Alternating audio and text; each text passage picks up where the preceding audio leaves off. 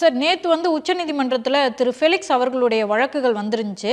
அதுக்கு ஏகப்பட்ட வழக்குகளுக்கு ஸ்டே கொடுத்துருக்காங்க போல இருக்கு. ஏதோ சார்ஜ் ஷீட் போடக்கூடாது, ஏற்கனவே தடை கொடுத்த வழக்குக்கெல்லாம் சார்ஜ் ஷீட் போட்டிருக்காங்க, அதுக்கும் தடை கொடுத்துருக்காங்க. இதெல்லாம் என்னது சார்? இந்த முட்டாள் அதிகாரிகள் இந்த அரசை முட்டு சந்துக்கு கொண்டு செல்வார்கள் என்று நான் சொல்லி கொண்டிருந்தேன். இது அதற்கு இன்னொரு உதாரணம். நான் தான் அதில் அக்யூஸ்டு, ஃபெலிக்ஸ் மட்டுமல்ல. அதான் உங்களை இன்டர்வியூ எடுத்ததுல தான் அவருக்கு வந்து சிக்கல். மொத்தம் நான் இந்த காவல்துறை பெண் ஊழியர்களை தவறாக பேசிவிட்டேன் என்று எனக்கு என் மீது கோயம்புத்தூரில் ஒரு வழக்கு பதிவு செய்யப்பட்டது.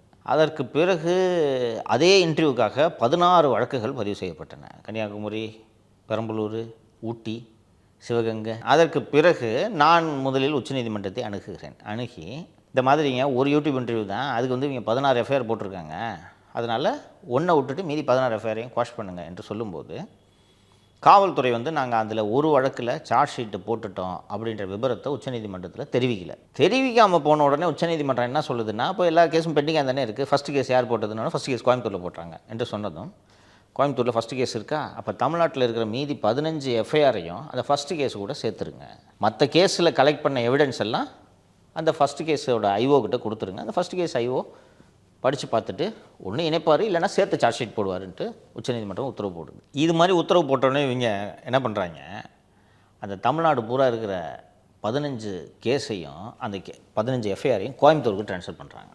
கோயம்புத்தூருக்கு ட்ரான்ஸ்ஃபர் பண்ணி மொத்தம் 16 சார்ஜ் ஷீட்டு போடுறாங்க. அதில் ஃபெலிக்ஸும் அக்யூஸ்டு. 16 சார்ஜ் ஷீட்டு போட்ட உடனே, அதாவது என்னென்னா, ஒரு யூடியூப் வீடியோ தப்பாக பேசிட்டேன்னு ஒரு கேஸு, இந்த கேஸில் ஒரு 10 சாட்சி, இதுக்கு தனியாக ட்ரையல் நடக்கும். இது நடந்து இதில் நான் விடுதலை ஆகிறேன், தண்டனை ஆகிறேன்றது வேறு. இப்போ இந்த கேஸில் விடுதலை ஆகிட்டேன்னு வச்சுக்கோங்க, அதில் விடுதலை ஆகிட்டியா இருட்டி, பெரம்பலூர் எஃப்ஐஆர் ஆகிடு, அதுக்கு விசாரணை நடக்கும், அதில் இதே மாதிரி சார் இது மாதிரி தப்பாக பேசிட்டாருன்னு, இது மாதிரி 16 ட்ரையல் நடக்கும். இதோட நோக்கம் என்னன்னு சொல்லுங்கள்? 16 சார்ஜ் ஷீட் போட்டதோட நோக்கம் உங்களை அலக்களிக்கணும். கோயம்புத்தூரில் தான் கேஸு. ஒரு கேஸுக்கு இப்போ நான் 2ஆம் தேதி ஒரு கேஸுக்கு போயிட்டு வரேன்னு வச்சுக்கோங்க கோயம்புத்தூருக்கு, 3ஆம் தேதி அடுத்த கேஸுக்கு போகணும். இது மாதிரி மாதத்தில் 30 நாளில் 16 கேஸுக்கும் மாற்றி டேட்டு போட்டுக்கிட்டு இருந்தா நீங்கள் எல்லாம் கோயம்புத்தூருக்கு தான் வரணும். ஸ்டுடியோ கோயம்புத்தூருக்கு மாற்றி அங்கேயே உட்காந்து கார்லேயே ஷூட் பண்ணி போக வேண்டியது, அங்கே மாற்றிட்டு போக வேண்டியதான், கோயம்புத்தூர் தான் உட்காந்துருக்கணும். திரு உதயநிதி அவர்கள் சனாதனம் பற்றி பேசும்போதெல்லாம் வெவ்வேறு மாநிலங்களில் வழக்கு பதிவு பண்ணப்பட்டுச்சு, அதை ஒன்றா இணைங்கன்னு சொல்லியிருந்தாங்க. ஆமாம், உதயநிதி சனாதனம் பற்றி பேசும்போது அதுக்கு இவங்க போய் கேட்குறாங்க, சார் எப்படி சார் ஒரே ஒரு ஸ்பீச்சு தானே.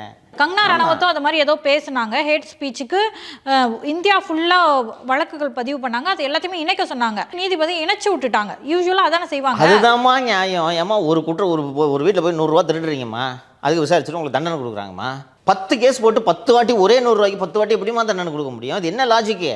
இவங்களுக்கும் தெரியும் ஒரு யூடியூப் இன்டர்வியூக்கும் 16 கேஸ் போட முடியாதுன்ட்டு.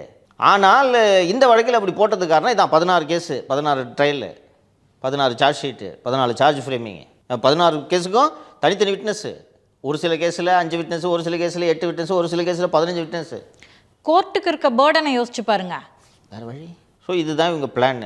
இப்படி இது பண்ணும்போது இவனை சங்கரை அலக்கழிக்கணுன்ற இந்த ஆர்வ கோளாறில் இவர்கள் எதை மறந்து விட்டார்கள் என்றால், இந்த வழக்கில் இன்னொரு குற்றவாளியாக இருக்கக்கூடிய திரு ஃபெலிக்ஸ் அவர்கள், நான் உச்சநீதிமன்றம் சென்ற பிறகு அவர் போய் சார் என் மேலே இத்தனை கேஸ் இருக்குன்றது தெரியல எனக்கு, அதனால் என் மேலேயும் ஒரு 6 கேஸ் இருக்குது ஒரே யூடியூப் இன்டர்வியூக்கு, இதையும் வந்து நீங்கள் ஏற்கனவே ஒரு சங்கர் கேஸை எல்லாத்தையும் நீங்கள் ஒன்றா சேர்க்கணும் ஒரு உத்தரவு போட்டிங்க, அதே மாதிரி ஒரு உத்தரவு எனக்கு போடுங்கன்னு கோர்ட் என்ன பண்ணிடுச்சா, 6 கேஸுக்கும் ஸ்டே கொடுத்துட்டாங்க எஃப்ஐஆருக்கு.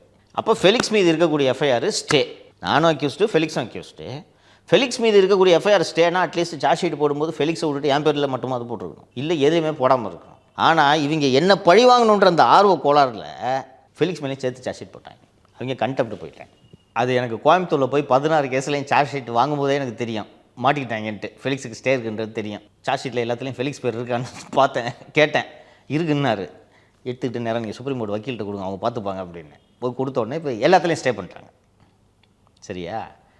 பிறகு அரசாங்கத்திற்கும் இந்த அதிகாரிகளுக்கும் என் மீது கோபம், அதை என்னால் புரிந்து கொள்ள முடிகிறது. ஃபெலிக்ஸ் மேலே என்ன கோபம் என்று நான் விசாரித்த போது, ஃபெலிக்ஸ் மீது இவ்வளவு தீவிரமான நடவடிக்கைகளை எடுத்ததற்கு காரணம் மென்டல் அதிகாரி. என்ன காரணம் என்றால், அந்த வரம் தரும் வருண் மீது ஒரு வரதட்சணை புகார் இருந்து வருண்குமார் சிறையில் எல்லாம் இருந்தார் என்பது உங்களுக்கு நினைவில் இருக்கும். சிறைக்கு போனதெல்லாம் எங்களுக்கு தெரியாது. சிறைக்கு போனார், அவர் ஜாமீனில் தான் வெளில வந்தார். என்கிட்ட சொன்னார் இந்த கதையை. நான் சிறைக்கு போகும்போது பிரபல சிலை கடத்தல் மன்னன் திரு சுபாஷ் கபூர் அவர்களோடு தான் நான் சிறையில் இருந்தேன். ஜாமீன்லேருந்து வெளியில் வந்தேன் என்று சொன்னார். உச்சநீதிமன்றம் வரைக்கும் போய் ஷீ இஸ் அ ஃபைட்டர் அந்த பொண்ணு. அதாவது என்னென்னா மேரேஜ் 2 பேரும் ஒன்றா சிவில் சர்வீஸ்க்கு படிக்கிறாங்க. படிச்சுட்டு இருக்கும்போது தேவர் இன் லவ். அதுக்குள்ளே இவர் சர்வீஸ் பாஸ் பண்ணிட்டாரு, அந்த பொண்ணு சர்வீஸ் பாஸ் பண்ணல. அதுக்கு பிறகு வந்து நீ இவ்வளோ கொடுத்தா தான் நான் கல்யாணம் பண்ணுவேன்னு சொன்ன உடனே she cave dowry harassment complaint. இவர் அதுக்குள்ளே ஐபிஎஸ்சில் சேர்ந்துட்டதுனால இவரோட செல்வாக்கை வச்சு எஃப்ஐஆரே பதிவு பண்ணாமல் பண்ணுறாரு. அந்த பெண்ணு உச்சநீதிமன்றம் வரைக்கும் போய் அரெஸ்ட் பண்ணணும்னு உத்தரவு வாங்கி ஒரு ஜெயிலில் இருந்து இன்னும் அதில் சார்ஜ் பெண்டிங்கு. அந்த வழக்கு சிபிசிஐடி விசாரணைக்கு உத்தரவிடப்படுகிறது. சிபிசிஐடி கஸ்டடியில் போய் வருண்குமாரோட ஃபோனை மாற்றிட்டார். அதே சிபிசிஐடிக்கு இப்போ இவரை நியமிக்கிறாங்கன்னா இந்த அரசோட லட்சணத்தை புரிஞ்சுக்க. நீங்கள் கேட்டதுனால இது நினைவுக்கு வருது.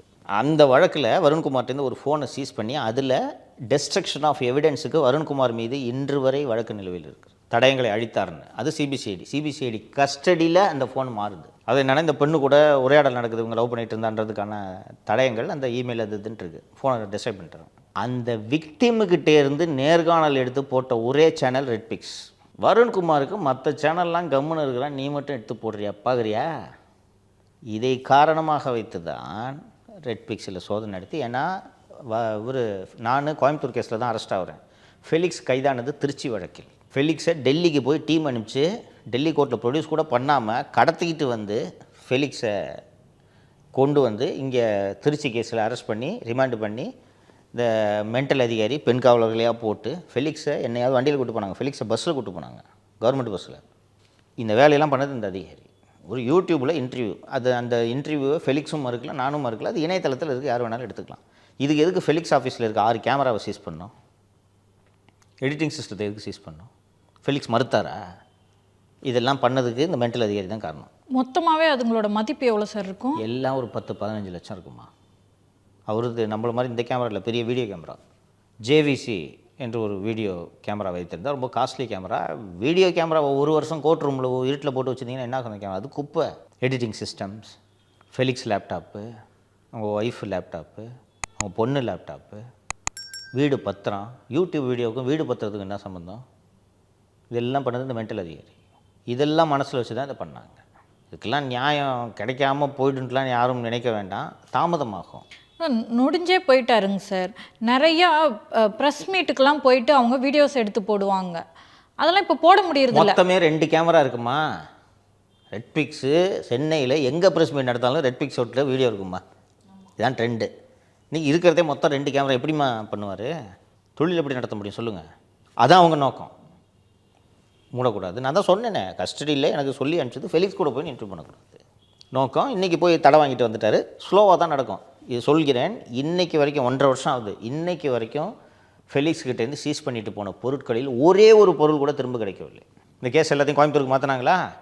மதுரை பெஞ்சில் கோர்ட்டில் ஃபெலிக்ஸோட ப்ராப்பர்ட்டிஸை பூரா திருப்பி கொடுங்கன்ட்டு உத்தரவு போட்டுட்டாங்க. உத்தரவு போட்டு முடிக்கிற நேரத்தில் சுப்ரீம் கோர்ட் ஆர்டர்ஸ் படி இந்த திருச்சி கேஸ் பூரா கோயம்புத்தூருக்கு போயிடுச்சா, கோயம்புத்தூரில் போய் வாங்கிக்கிட்டாங்க. இப்போ கோயம்புத்தூரில் பெட்டிஷன் பண்ணோம். 2 வருஷத்துக்கு வராது. 2 வருஷம் கழித்து இந்த கேமரா வரும்போது அது எதுக்கு ஆகும்? அந்த ஒரு பிரயோஜனம் உங்களுக்கு சார். இதுலேருந்து எந்திரிச்சு மொபைல் ஃபோனே இருக்கா ஒழுங்காக வேலை செய்யாதுப்பா. அப்புறம் ஃபெலிக்ஸோட ஐஃபோனு இதுலேருந்து எப்படி எந்திரிச்சு வருவீங்க? இதுதான் உங்களோட நோக்கம். மண்ணோட மண்ணாக போயிடணும், நீ எந்திரிக்கக்கூடாது. அதெல்லாம் மீறி நம்ம எந்திரிச்சு நின்ட்டோன்ட்டு தான் இவன் பைக்கை தூக்குறது, இவன் பைக்கை தூக்குறது, வீட்டு ஓனர்கிட்ட போய் மிரட்டுறது, வீட்டை சாக்கடையில் ஊற்றுறது. அவ்வளோ தூரம் உன்னை பண்ணுறோன்னு திருப்பி எந்திரிச்சு நிற்கிறியே. வாரத்தில் 3 நாள் கோர்ட்டுக்கு போகணும் போ. ஸோ கோபேக் மோடி அப்படின்ற கேஸில் வந்து நீதி அரசர் அந்த கேஸை டிஸ்சார்ஜ் பண்ணிட்டாரு. திரும்ப அதை ஓப்பன் பண்ணியிருக்காங்க. அதுக்கு மேல்முறையீடு. ஸோ இப்போ ஒவ்வொரு கோர்ட்டுக்காக நான் போயிட்டுருக்கணும். நம்ம Chennai court, Madurai court, Coimbatore court, Trichy court. இப்போ அலைஞ்சிக்கிட்டே இருந்தீங்கன்னா எப்படி ஷோ பண்ணுவீங்க? அவங்க நோக்கமே ஷோ பண்ண விடக்கூடாது. இப்போ நம்ம தான் நீ வந்து இப்போ 2 மாதம் ஆக போகுது. இப்போ நம்ம பேசலைன்னா யார் பேசுவா? அதை சொல்லு. எல்லா சேனலும் பார்க்குறீங்கல்ல, யார் பேசுவா? நியூஸுங்களை படித்தா இதுதான் இதுக்கு விளக்கம்னு புரிய மாட்டேங்குது நீங்கள் அதை சொல்கிற வரைக்கும். அதுதான் நம்மளோட வேலைன்றேன். நான் ஏன் வந்து இவ்வளோ தூரம் படிச்சுட்டு இதை எக்ஸ்பிளைன் பண்ணுன்ட்டு உங்களையும் கேள்வி கேளுங்க அப்படின்ட்டு நான் சொல்கிறேன்னா, நியூஸ் பேப்பர் படிக்கும்போது ஓஹோ அப்படின்னு சொல்லிட்டு கடந்து போயிடுவாங்க. இதற்கு பின்னால் இவ்வளவு செய்திகள் இருக்கிறது, இதை இப்படி தான் அணுக வேண்டும்ன்றதை எளிமைப்படுத்தி மக்களுக்கு சொன்னால் they will become informed voters and take a right decision at the time of elections. ஒரு நாட்டின் குடிமக்கள் எல்லா தகவல்களையும் தெரிந்திருக்க வேண்டும். அவர்களுக்கு நேரமில்லை, பல்வேறு வேலைகளின் காரணமாக அவர்களால் இவ்வளவு தூரம் கவனத்தை இதில் செலுத்த முடியாது. வயிற்று பொழப்புக்கே கஷ்டம் தானேப்பா. ஊராக விடிய மொட்டை வெயில ஜொமேட்டோ ஓட்டிகிட்டு இருக்கிறான். இப்போ அவனை போய் நீ வந்து இந்த அரசியலை கூர்ந்து நோக்கணும் அப்படின்னு சொன்னான்னா அவனுக்கு யோ சோத்துக்கு வழியில் போய் அப்படின்னுவான். அவர்களுக்கு நாம் எளிமைப்படுத்தி கொடுக்குறோம். மக்களோட தேவைக்கும் அரசாங்கத்துக்கும் நடுவுல இருக்க பாலம் நம்ம எக்ஸாக்ட்லி. அதையே உடைக்கணும்னு முயற்சி பண்றாங்க. அது இல்லாமல் போச்சுன்னா எவ்வளோ வசதி யோசிச்சு பாருங்க, எவ்வளோ வசதி. இந்த சென்னையில் ஒரு 3 சீட்டாட்ட கிளப்பை பற்றி நான் சொல்லியிருந்தேன். நான் இன்றைக்கி ஒரு விஷயத்த சொல்கிறேன். சென்னை கோடம்பாக்கத்தில் ஒரு வீடு இருக்கிறது. அந்த வீட்டின் உரிமையாளர் பள்ளிக்கல்வித்துறை அமைச்சர் திரு அன்பில் மகேஷ் அவர்களின் PA உமாசங்கர் அவருடையது தான் அந்த வீடு. அந்த வீட்டில் தினந்தோறும் சீட்டாட்டம் நடைபெறுகிறது. சீட்டாட்டம்னா ரம்மி கிடையாது, மங்காத்தா. விளையாண்டுருக்கியாப்பா? மங்காத்தா. அந்த வீட்டை வாடகைக்கு விடுவது மட்டும்தான் இவருடைய வேலை. அது ஒரு சின்ன வீடு, வாடகைக்கு விடுவது மட்டும்தான் இவரோட வேலை. ஒரு நாள் வாடகை 3000 ரூபாய் அந்த வீட்டுக்கு. ராயபுரத்திலிருந்து ஒருவர் அங்கே வந்து இந்த சீட்டாட்டத்தை நடத்தி கொண்டிருக்கிறார். அந்த சீட்டாட்டத்தில் பங்கு பெறுவதற்கு ஒரு ஆளுக்கு ஒரு நாளைக்கு 3000 ரூபாய். 3000 ரூபாய் கட்டிட்டு நீ போய் உள்ளே வெளியே விளையாடலாம். அப்போது 1 லட்ச ரூபா வாடகை நீட்டாக வருதா? இது எந்த ஊடகத்துலையாவது வருமா? வராது. இத்து போன சிக்னலுக்கு 30 கோடி செலவுன்ட்டு பொய் செய்திகள் தான் வரும். இந்த மகாலட்சுமி கிளப் ஆகட்டும், அஷ்டலட்சுமி கிளப் ஆகட்டும், ஜான்சன் கிளப் ஆகட்டும், இங்கெல்லாம் ஒரு நாளைக்கு 1.5 கோடி ரூபாய் புழங்குதுன்ற விஷயத்தை யார் சொல்கிறது?